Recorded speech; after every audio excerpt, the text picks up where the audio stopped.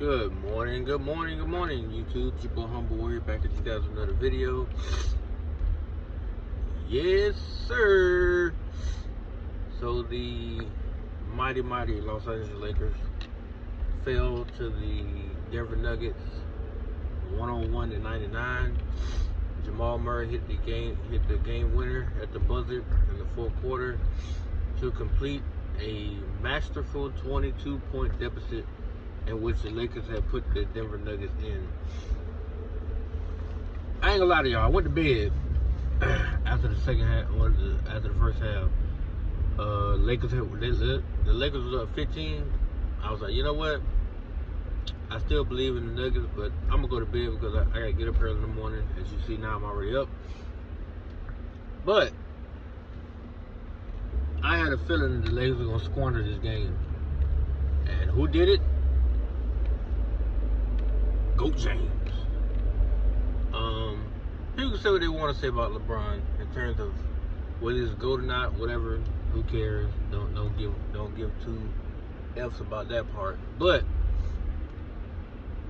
it's already been documented that the Nuggets are a third quarter team. They find ways to either reignite themselves or they'll take over the game in the third quarter. If you look at the box score though, in the third quarter, the game was even. Between the two of them, the game was, what are you doing? The game was flat out even. It was 25-20. But the turnovers. And they also said that Malone switched he switched Gordon off LeBron to put KCP on him. If that's not a total lap of disrespect, I don't know what else is. KCP clearly is like $170, maybe $180, maybe. LeBron is like 260, 270. Clear advantage, height, weight, whatever you want to call it. Clear advantage. And it was said that LeBron basically, fiddled around with the basketball, turning the ball over, being passive the entire third quarter, basically, to allow the Nuggets to get back into the game. I don't know if that was scripted or not. I don't know, because I didn't watch the third quarter. I got to go back and watch it. But they did it again. And D'Angelo Russell went off last night. He was making threes, and I was like, ain't no way.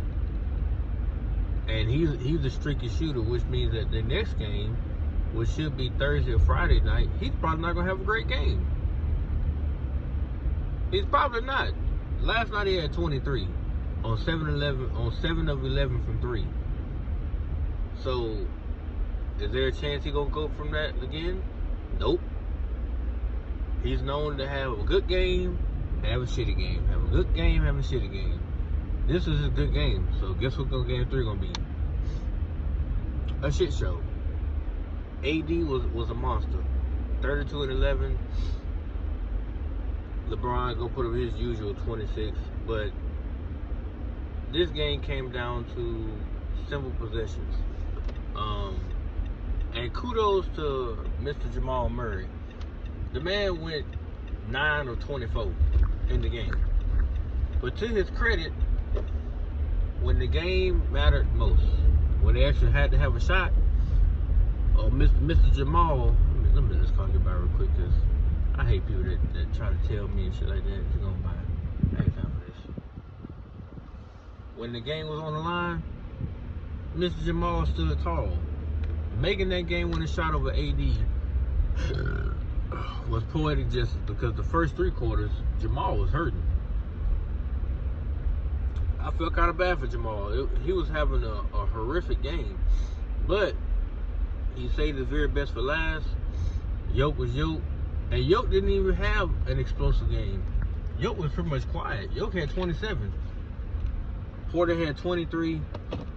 And Jamal had 20. So it wasn't like they beat the Lakers with, an astounding freaking box score or people just going off in the scorecard. It wasn't like that.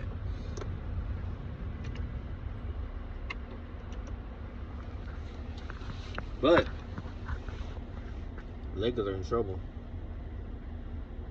if you can't find a way to close out a game like this, and you had a 22-point lead in the third quarter, that screams y'all got problems. Darvin Ham, you might be trying to. They might be looking to get rid of you, dude, because that's poor coaching. If you got a 22-point lead, your best player has the ball in the third quarter. I'm telling his ass to continue to attack, to run that score up. I'm trying to pad a 40-point lead to put their starters on the damn bench so they can rest up for game 3. Instead, you play passive, you play stupid, you start turning the ball over. Next thing you know, you go from possible, possessions of scoring to a turnover rally, which you didn't turn the ball over a whole lot. I mean, 14-9 is not bad. I'm not gonna say it's not bad. It's not horrendous, but it is bad. However, if y'all committed more turnovers than they did, then you played a really, really shitty game. And not to mention,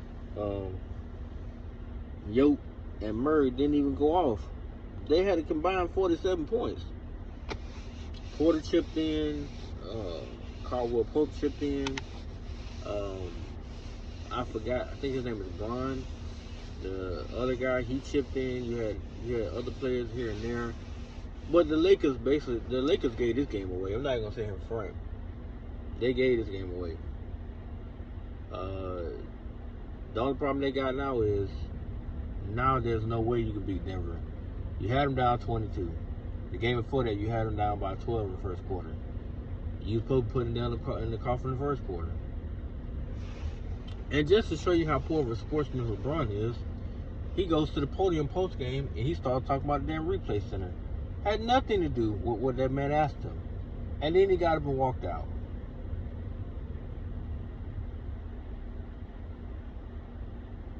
But he's the GOAT, right? But we're not gonna do that. We're not gonna do that. That's poor sportsmanship. That's somebody who cannot stand the way they lost. Even though the ball was in your hands, according to Skip Bayless and others, you had a wide open 3 that you missed. You made the 3, the game was over. Granted, that pressure-packed situation never occurred had you ignited or had you exploded in the third quarter. Because you scored 12 of your 26 in the fourth, which means you had 14 points in the third quarter. If you score 8 in the third, you're already at 22. But if you score 8 to 12 in the third, then you put them out of their misery. It goes from a 20-point lead to about a 36-point lead. No, 34-point lead, excuse me. Because I said 10 to 12, so 34-point lead. They're not coming back. Unless they hit 9 threes in a row or 10 threes in a row. That rarely ever happens in basketball. You're not hitting 10 consecutive threes. Unless 1 or 2 guys hit 2 in a row, and the rest of your guys are just eating it up. They just lighting it up. But you had an opportunity to put the Denver Nuggets away. You had a chance to legit tie the series, go to LA, maybe get game 3, and then be in prime position to be fighting for a possible 3-1 lead going into game 4. Instead, you're in a 2-0 hole, and both of these games, you had an opportunity to win because Denver didn't even play their best game. As a matter of fact, if you watch the tape, Denver made a lot of dumb mistakes. So guess what now? Guess what Coach Malone can say now? Hey guys, we got a 2-0 lead and we played like shit. The only game Yoke went off on was game 1. Yoke didn't do hardly nothing in game 2. So now, seeing that Yoke, Eric Gordon, Caldwell Pope, and others didn't really have a great game, neither did Jamal Murray. 4 out of the 5 starters outside of Porter didn't have a great game. So guess what they could do now going to LA? They could sharpen those tools, can't they? They can now figure out different ways to beat LA. Because apparently LA cannot maintain a lead. And they will find ways to get you back in the game. They will find ways to assist you. You don't have to beat yourself. allow them to beat themselves. That's what it's all about. Allow LA to beat themselves, and they're gonna hand you a silver platter over your direction and say, "Here, you know, you can have this." So that's basically what it came down to. Simple execution, not turning the ball over, and smart possessions. And LA squandered that game. So LeBron really can't be mad about it himself, because you're supposed to be the leader. You and AD are supposed to be the alpha males of that locker room. How is it that you squander a 22-point lead? And you come out at halftime with a 15-point lead. You pad on that to get it to 22. At a 22-point lead, most people start waving the white flag. Especially when your team isn't shooting great. And I don't think Denver as a team shot better than 50% last night. Yet they continue to chip away. You turn the ball over. You giving them better position. The offensive rebounding in this game for Denver was outstanding. They fought and gave themselves multiple opportunities to keep themselves in this game. And when all the smoke cleared, Jamal Murray hit one of the biggest shots over AD like it was nothing. So guess what? Game 3, Jamal Murray might go off for 40 because he had back-to-back shitty games. He's guaranteed for one big game. We're talking like a 40 piece, maybe even a 50 piece. He about to drop on y'all. You had better pray his first 10 shots. You better pray you don't hit 8 of them. If he goes 8 or 10 his first go round in game 3, the Lakers might be cooked, because then you have no choice but to constantly double him. And guess what they're gonna leave wide open? Porter Jr. and Caldwell Pope. And God forbid if they both hit 2 or 3 apiece. If they both can hit 2 or 3 threes apiece, oh well. Listen, fellas, we're gonna wrap this up and get on ready for game 4. Cause Yoke gonna give you his traditional 27 to 30. If Caldwell Pope and Porter hitting 2 to 3 threes apiece, that's 18 points. You ain't coming back. This is the pallbearer standing over your gravesite with the dirt on top, and the cross is already right there. With the tombstone's already right there. The only thing he doing is making sure you resting peacefully. Cause you damn sure ain't coming back. Ain't no resurrection over here. So my advice to the Lakers is get your act together. And LeBron, stop crying, because hey, you had an opportunity and you let it go. But let me know what you guys think about last night's game, man. And what are your predictions for game 3? Let me get out of here, man, because I gotta go to formation. So appreciate you guys watching the content, man. Love you guys. Peace.